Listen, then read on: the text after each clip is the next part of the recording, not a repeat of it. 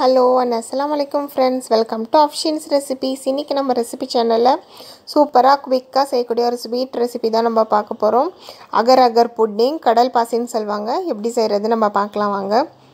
Super மார்க்கெட்ல இந்த மாதிரி பேக் கிடைக்குது. அகர் அகர் சைனா கிராஸ்னு எழுதி இருக்கும். இந்த பேக் தான் நமக்கு வேணும் இது செய்யிறதுக்கு. இது செய்யிறதுக்கு வேற எந்த பொருள்னாக்கா பால், கடல் பாசி, சுகர், நான் வந்து பாதாம் சேர்த்து செய்ய போறேன். சோ பாதாம் எடுத்துக்கலாம்.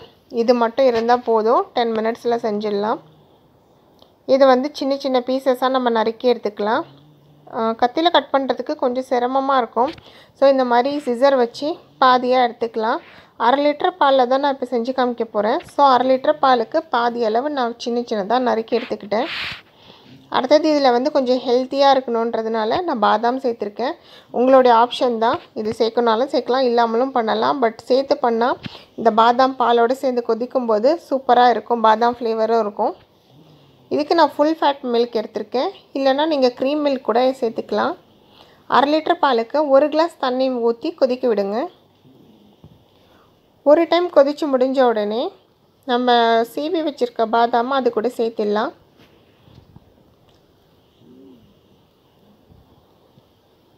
இந்த பாதாம் போட்டு ஒரு 4 மினிட் கிட்ட கொதிக்கட்டும். அது கொதிச்சு முடிஞ்சதுக்கு அப்புறம் நம்ம நறுக்கி வச்சிருக்க கடல் பாசி அதோட சேர்த்திடலாம். இது அப்படியே டைரக்டாவே சேர்த்திக்கலாம்.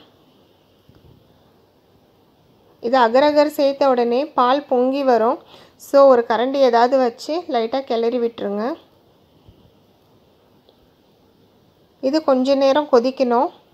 நீங்க வந்து கரண்டில எடுத்து பாத்தீங்கனாக்கா இந்த மாதிரி ஃபுல்லா தெரிய கூடாது. அது அப்படியே குழஞ்சு போன மாதிரி இருக்கும். சேமியா வேகுது இல்லையா அந்த மாதிரி வேகும். நான் காமிக்கிறேன் பாருங்க. நம்ம விரல்ல எடுத்து நம்ம செக் பண்ணலாம். இப்படி அழுத்தி பாக்கும்போது அது கொஞ்சம் உடையணும். பாதிக்கு மேல வெந்திருக்கணும். அந்த ஸ்டேஜ் வந்துருச்சுனா நம்ம சுகர் ஆட் பண்ணிக்கலாம். நான் வந்து இந்த சுகர் 1/2 லிட்டர் மில்க்குக்கு வந்து 12 ஸ்பூன் சுகர் சேர்த்திருக்கேன். நீங்க எந்த பால் யூஸ் பண்றீங்க? கொஞ்சம் தண்ணி பாலா எடுத்தீங்கனாக்கா சுகர் இன்னும் கொஞ்சம் கூட குறைச்சிக்கலாம். 10 ஸ்பூன் போட்டுக்கலாம். இந்த பதம் எப்படி இருக்கணும்னா நம்ம பாயாசத்துக்கு கொஞ்சம் கரெக்ட்டா குடிக்கிறோம் இல்லையா அப்படி இருக்க கூடாது. நல்லா தூக்கலா இருக்கணும். குடிச்சு பாக்கும்போது தித்திப்பு வந்து அதிகமா தெரியணும். அப்படி தெரிஞ்சாதான் நீங்க வந்து ஆற வச்சு சில்லுன்னு சர்வ் பண்ணும்போது அந்த தித்திப்பு நல்லா தெரியும். சோ கொஞ்சம் தூக்கலா இருக்க மாதிரி பாத்துக்கோங்க. இது செய்யிறதுக்கு மொத்தமாவே ஒரு 10 மினிட்ஸ் தான் ஆகும். அதுக்குள்ள செஞ்சு முடிச்சிடலாம். அவ்வளவுதாங்க. இப்போ சுகரும் கரைஞ்சிடுச்சு. கரைஞ்ச உடனே நம்ம ஆஃப் பண்ணிடலாம்.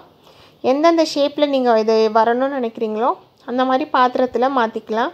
நான் கிளாஸ் பவுல்ல மாத்திருக்கேன்.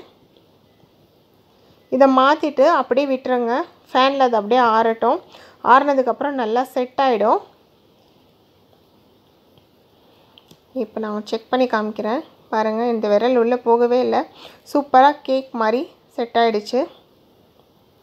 இந்த மாதிரி ஸ்டேஜ்ல இத எடுத்து ஃப்ரிட்ஜ்ல வச்சிடுங்க. ஒரு 1 மணி நேரம் ஃப்ரிட்ஜ்ல வச்சிட்டு அதுக்கு அப்புறம் கட் பண்ணி உங்களுக்கு எந்த ஷேப்ல வேணுமோ நீங்க சர்வ் பண்ணீங்கனா ரொம்ப சூப்பரா இருக்கும். ஜில்லுன்னு சாப்பிடுறது ரொம்ப நல்லா இருக்கும். நான் இத வந்து டைமண்ட் ஷேப்ல கட் பண்ணிட்டு இருக்கேன்.